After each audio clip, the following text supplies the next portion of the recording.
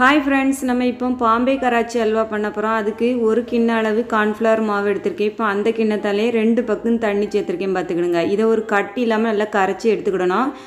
எடுத்துகிட்டு இப்போ மறுபடியும் இன்னொரு பாத்திரத்தில் அதே கிண்ணத்தில் 2 கிண்ணம் சுகர் எடுத்துக்கிடணும். அதே அளவு 2 கிண்ணம் தண்ணியும் சேர்த்துக்கிடணும் பார்த்துக்கிடுங்க.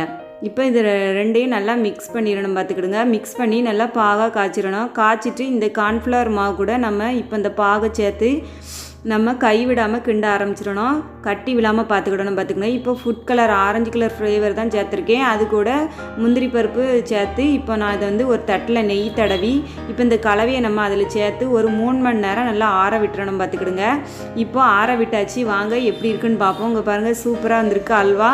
நல்லா சூப்பராக இருந்து, கலருமே டேஸ்ட்டுமே அட்டகாசமாக இருந்து பார்த்துக்கங்க. இப்போ நம்மளுக்கு என்ன ஷேப்பில் வேணுமோ அந்த ஷேப்பில் வெட்டி நம்ம எடுத்து சாப்பிட ஆரம்பிச்சிடலாம். நீங்களும் இதேமாதிரி ட்ரை பண்ணி பாருங்கள்.